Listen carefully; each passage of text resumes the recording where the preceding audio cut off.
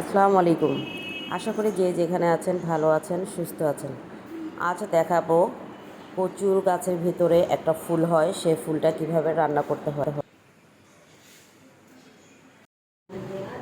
এটা হচ্ছে সেই ফুল, যে ফুলটা আজ আপনাদের দেখাবো। কচুর ভিতরে লতি হয়, এই ফুলটা হয়, এটাও খাওয়া যায়। এটা আমরা অনেকেই জানি, আবার অনেকেই জানি না। এই যে এই ফুলটা যে দেখছেন, এই ভিতরে যে অংশটা, এই অংশটা ফেলে দিব। এটা একটু শক্ত হয় বা অথবা চুলকায়। আমি যখন আজ খালার সাথে বাজারে গিয়েছিলাম এই ফুলটা আনার জন্য, আমি আগে ফুলটা চিনতাম না, কিন্তু খালাই আমাকে দেখিয়েছিল এটা কীভাবে কেটে রান্না করতে হয়। আসার পথে অনেকেই জিজ্ঞেস করতেছে যে এটা কীভাবে খেতে হয়। আমার মতো অনেকেই এটা জানতো না। সবগুলো বাছা হয়ে গিয়েছে, এখন ভালোভাবে ধুয়ে সিদ্ধ বসাবো।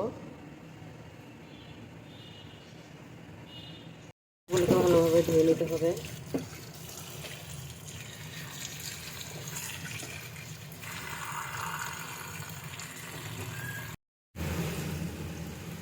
এখন দিয়ে দিব কতগুলো রসুন। এই কচুর মধ্যে আপনার রসুন যত বেশি দিবেন খেতে তত সুস্বাদু হবে। রসুন দিয়ে এখন আমি আরও কিছু মশলা দিয়ে সিদ্ধ করব খুব ভালোভাবে।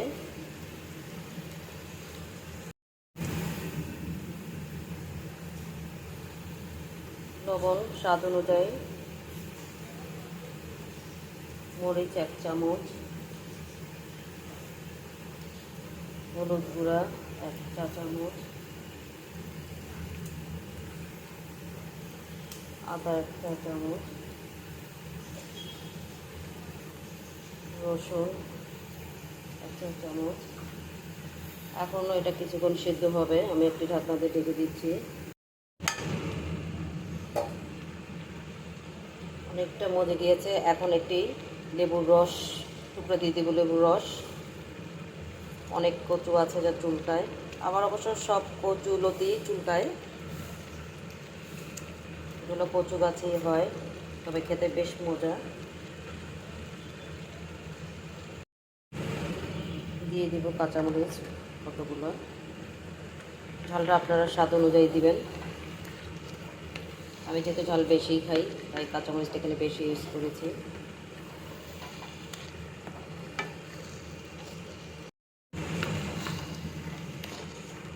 চেষ্টা করবেন একটু মথে নিতে, যত বেশি এটা মসৃণ হবে খেতে তত বেশি স্বাদ হবে।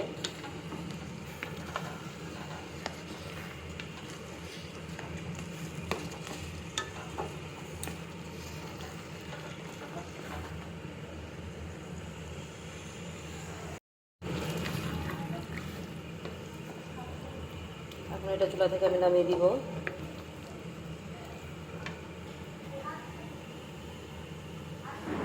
কচুর ফুলগুলোকে আমি সব ধরনের মশলা দিয়ে গালিয়ে নিয়েছি। এখন অন্য একটি প্যানে আমি কিছু পেঁয়াজ, রসুন, যেহেতু রসুন আগে আমি অনেকগুলোই দিয়েছি, এখন আবার দিব শুকনো মরিচ দিয়ে এটাকে বাগার দিব যেন সেন্টটা খুব ভালো আসে।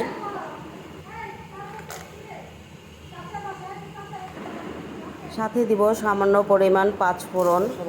পাঁচফোড়নের গন্ধটা আমার খুব ভালো লাগে, চেষ্টা করবেন পাঁচফোড়ন দেওয়ার জন্য। যেটা আমরা কচু বেশিরভাগই ইলিশ মাছ দিয়ে খেয়ে থাকি, কিন্তু এই কচুটা আপনি পাঁচফোড়ন দিয়ে রান্না করলে গ্রানটা খুব ভালো আসে।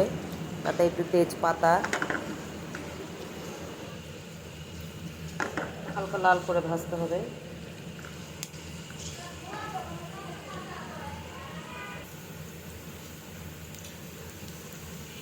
কিছু শুকনো মরিচ কেটে রেখেছিলাম কুচি কুচি করে, তা এখন দিয়ে দিব।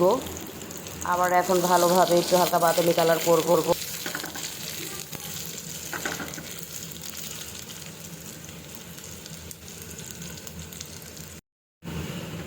কচুগুলো দিয়ে দিব।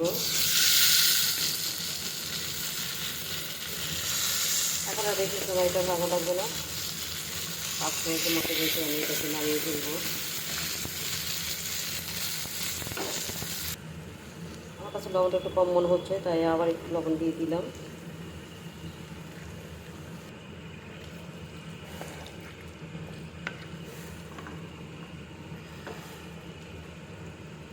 আমার কচু হয়ে গিয়েছে, এখন আমি চুলাটা অফ করে দিব। আপনারা বাসায় একবার ট্রাই করতে পারেন। যেহেতু এই কচু ফুলের মধ্যে কোনো মাছ বা কাঁটা নেই, এটা বাচ্চারাও খেতে পারবে। কচুর মধ্যে প্রচুর পরিমাণে আয়রন থাকে, যা আমাদের সবার জন্যই খুবই প্রয়োজন। আজ এই পর্যন্তই, সবাই ভালো থাকবেন। আল্লাহ হাফেজ।